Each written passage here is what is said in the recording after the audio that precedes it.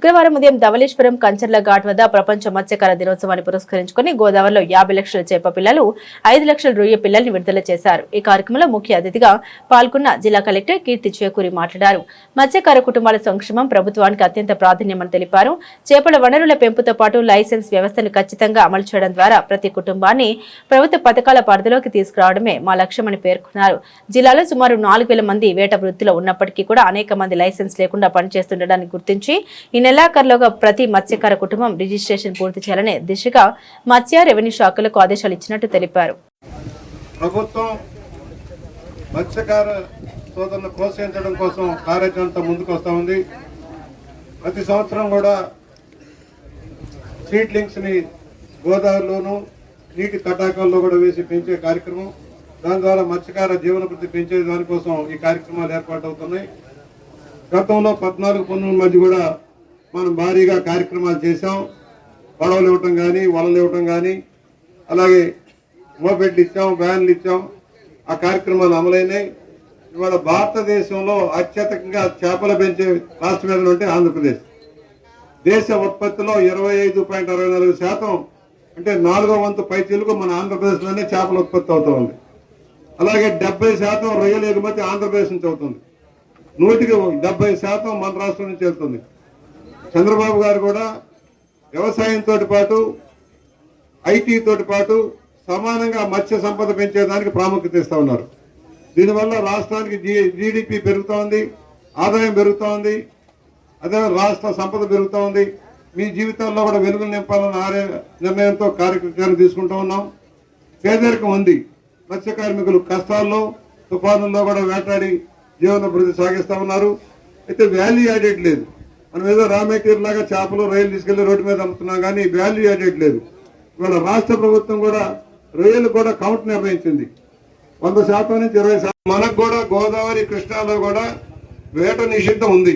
ఆ సమయంలో 2 నెలలు మనం వేటాడం. అప్పుడు కుటుంబాలు గడవాల్సిన అవసరం ఉంటుంది.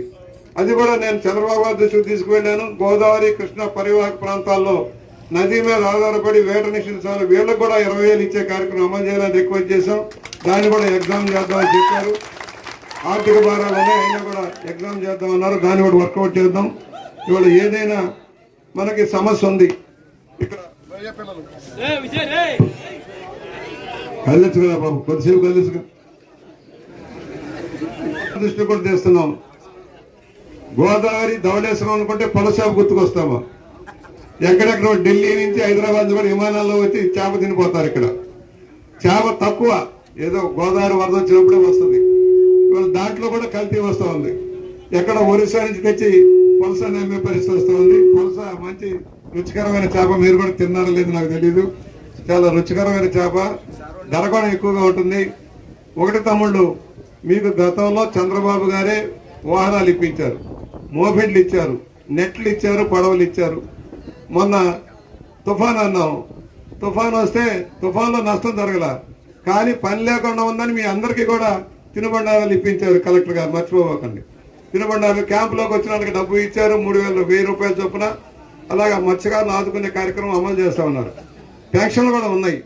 పెన్షన్లు కూడా 1,800 మంది దాకా పెన్షన్లు ఉన్నాయి మత్స్య కార్మికులు. ఒకటి, మీరు కోఆపరేటివ్ సెక్టర్లో ఉన్న రిజిస్ట్రేషన్ కావాలి.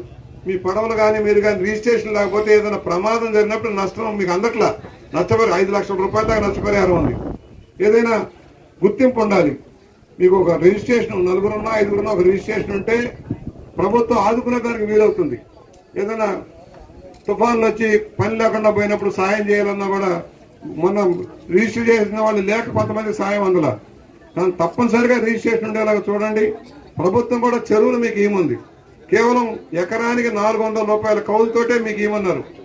మీడియం ఇరిగేషన్ ట్యాంక్స్ అన్ని మీకే అప్పచెప్పమన్నారు. ఆ విధంగా సహాయం దొరుకుతుంది. ఎస్సీలు కానీ, ఎస్టీలు కానీ, బీసీలు కానీ ఉంటా ఉన్నారు. దాంట్లో ఎక్కువ భాగం ఫిషర్మెన్కి ఏమనేది మన రిక్వెస్ట్గా కూడా మనం కొనసాగుతుంది. రాష్ట్రంలో భారీ ఎత్తున ప్రాజెక్టులు ఉన్నాయి. నాగార్జున సాగర్ ఉంది, శ్రీశైలం ఉంది, పులిచింతలు ఉంది, రిజర్వాయర్లు ఉన్నాయి. రేపు పోలవరం కూడా భారీ ఎత్తున ప్రాజెక్టు పూర్తవుతుంది. ప్రాజెక్టు పూర్తయినప్పుడు ఎక్కువ సీడ్ పెంచేదానికి అవకాశం ఉంటుంది పోలవరం ప్రాజెక్టులో. అప్పుడు ఇంకా ఎక్కువ ఉత్పత్తి కిందకు రావడానికి అవకాశం ఉంటుంది.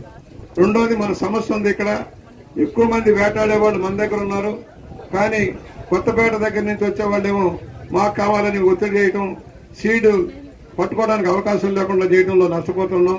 మీరు కూడా సీడ్ని ఎలా పెంచడానికి, పెద్దది చేయడానికి, చిన్న సీడ్ అమ్మేదానికంటే పెద్దది చేసి అమ్ముకుంటే ఎక్కువ మార్జిన్ ఉంటుంది.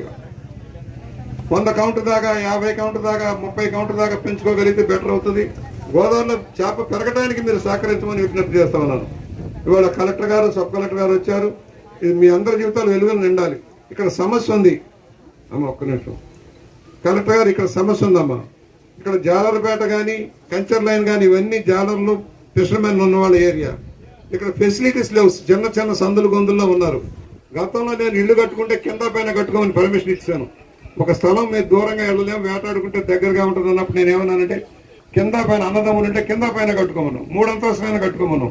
రాజమండ్రిలో అలా కట్టాం. దానివల్ల దూరంగా వెళ్లకుండా నదికి దగ్గరగా ఉండేదానికి అవకాశం ఏర్పడింది. మళ్ళీ ఇప్పుడు ఇల్లు ఇస్తున్నాం కనుక ఆ సిస్టమ్ని అడాప్ట్ చేసుకుంటే ప్రధానమంత్రి ఆవాసంలో వచ్చిన స్కీమ్ని ఇక్కడ అలా చేసుకుంటే చాలా మంది ఇక్కడెక్కడే కట్టుకుంటారు. ఇంకా పాకలు ఉన్నాయి, అగ్ని ప్రమాదాలు జరుగుతుంది. దాన్ని కూడా మీరు దృష్టిలో పెట్టుకుని గతంలో ఎలా ఇచ్చో అలా ఇవ్వగలిగితే చాలా మేలు అవుతుంది. రెండోది, ఇక్కడ మెయిన్ రోడ్డు తప్పితే ఆల్టర్నేటివ్ రోడ్డు లేదమ్మా. గట్టు అక్కడ దాకా చేసాము. అంతకుముందు పుష్పాలకి సరస్వతి గారి దగ్గర నుంచి ఇక్కడ సాయిబాబా గుడి దాకా రోడ్డు వేసాం.